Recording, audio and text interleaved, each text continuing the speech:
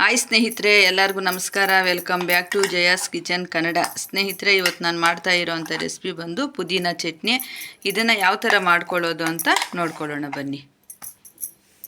ನೋಡಿ, ಪುದೀನ ಚಟ್ನಿ ಮಾಡೋದಕ್ಕೆ ಒಂದು ಬಾಣಲಿ ಇಟ್ಕೊಂಡಿದ್ದೀನಿ.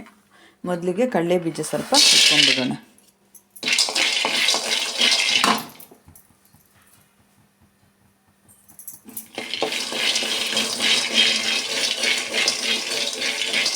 ಬ್ರೌನ್ ಕಲರ್ ಆಗೋವರೆಗೂ ಕಡಲೆ ಬೀಜನ ನೀಟಾಗಿ ಹುರ್ಕೊಬೇಕು.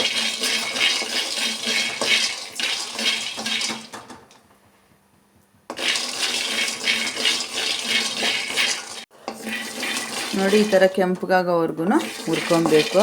ಪುದೀನ ಚಟ್ನಿಗೆ ಸ್ವಲ್ಪ ಕಡಲೆ ಬೀಜ ಹಾಕಿದ್ರೇ ರುಚಿಯಾಗಿರೋದು. ಪುದೀನ ಚಟ್ನಿ ಅಂತೂ ಆರೋಗ್ಯಕ್ಕೆ ತುಂಬ ಅಂದರೆ ತುಂಬ ಒಳ್ಳೆಯದು. ಇವಾಗ ಇಷ್ಟ ಆಯಿತು. ಇವಾಗ ಒಂದು ಪ್ಲೇಟ್ಗೆ ಟ್ರಾನ್ಸ್ಫರ್ ಮಾಡ್ಕೊಳ್ಳೋಣ. ಈಗ ಇದೇ ಬಾಣಲಿಗೆನೇ ಸ್ವಲ್ಪ ಆಯಿಲ್ ಸೇರಿಸ್ಕೊಳ್ಳೋಣ. ಒಂದು ಸ್ಪೂನಷ್ಟು ಆಯಿಲ್ ಸೇರಿಸ್ಕೊಳ್ಳೋಣ. ಹಸಿಮೆಣಸಿನ್ಕಾಯಿ ಸೇರಿಸ್ಕೊಳ್ಳೋಣ. ಈಗ ನೋಡಿ, ನಾನೊಂದಿಲ್ಲಿ 10 ಮೆಣಸಿನ್ಕಾಯಿ ತೊಗೊಂಡಿದ್ದೀನಿ. ಮೆಣಸಿನ್ಕಾಯಿ ಸ್ವಲ್ಪ ಫ್ರೈ ಮಾಡ್ಕೊಳ್ಳೋಣ. ಈ ಥರ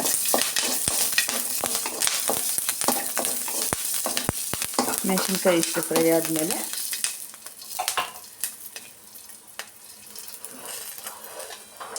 ಒಂದು ಸ್ಪೂನು ಆಯಿಲ್ ಸೇರಿಸ್ಕೊಳ್ಳೋಣ.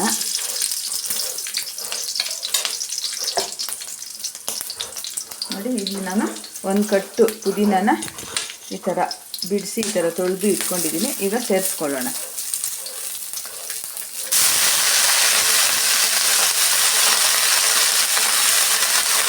ಆಯಿಲಲ್ಲಿ ಚೆನ್ನಾಗಿ ಫ್ರೈ ಮಾಡ್ಕೊಂಡ್ಬಿಡಬೇಕು ಈ ಪುದೀನ ಸೊಪ್ಪನ್ನ.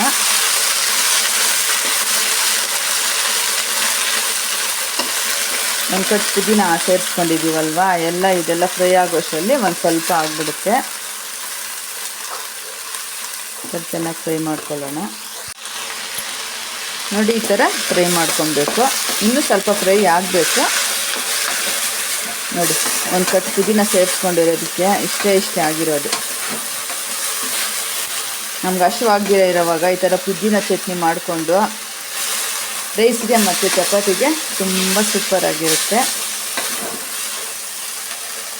ಈಗ ಇಷ್ಟು ಫ್ರೈ ಆದಮೇಲೆ ನೋಡಿ, ಸ್ವಲ್ಪ ಕೊತ್ತಂಬರಿ ಸೊಪ್ಪು ತಗೊಂಡಿದ್ದೀನಿ. ಒಂದು ಅರ್ಧ ಕಟ್ಟಷ್ಟು ಕೊತ್ತಂಬರಿ ಸೊಪ್ಪನ್ನು ಆಯಿಲಲ್ಲಿ ಚೆನ್ನಾಗಿ ಫ್ರೈ ಮಾಡ್ಕೊಂಡ್ಬಿಡ್ಬೇಕು.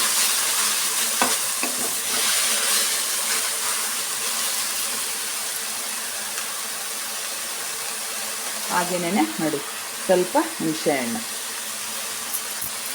ಎಲ್ಲ ಸೇರಿಸಿ ಫ್ರೈ ಮಾಡ್ಕೊಳ್ಳೋಣ.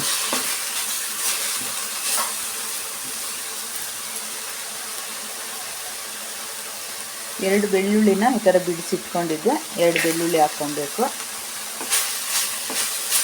ಬೆಳ್ಳುಳ್ಳಿ ಫ್ಲೇವರು ತುಂಬ ಚೆನ್ನಾಗಿರುತ್ತೆ ಈ ಪುದೀನ ಚಟ್ನಿಗೆ.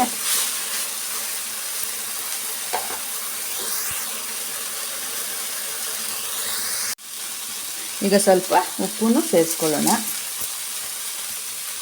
ಎಲ್ಲ ಸೇರಿಸಿ ಚೆನ್ನಾಗಿ ಮಿಕ್ಸ್ ಮಾಡಿ ಫ್ರೈ ಮಾಡ್ಕೊಳ್ಳೋಣ.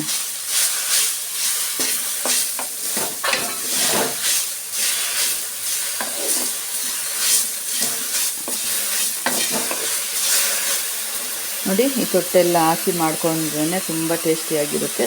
ತುಂಬ ಆರೋಗ್ಯಕ್ಕೆ ತುಂಬ ಒಳ್ಳೆಯದು.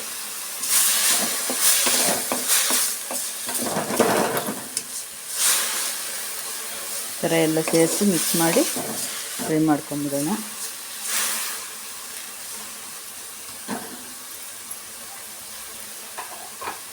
ನೋಡಿ, ಕಡಲೆ ಬೀಜನ ಹುರಿದು ಇಟ್ಕೊಂಡಿದ್ವಲ್ಲ, ಸಿಪ್ಪೆ ತೆಗೆಯೋ ಅವಶ್ಯಕತೆ ಇಲ್ಲ. ಹಾಗೆ ನಾವು ಸೇರಿಸ್ಕೊಬೋದು. ಎಲ್ಲ ಸೇರಿಸಿ ರುಬ್ಕೊಳ್ಳೋಣ. ಇವಾಗ ಸ್ಟವ್ ಆಫ್ ಮಾಡಿ ತಣ್ಣಗಾಗಕ್ಕೆ ಬಿಡೋಣ. ನೋಡಿ, ನಾವು ಹುರಿದಿಟ್ಕೊಂಡಿರೋದೆಲ್ಲ ತಣ್ಣಗಾಯಿತು. ಇವಾಗ ಜಾರಿಗೆ ಸೇರಿಸ್ಕೊತಾ ಇದ್ದೀನಿ.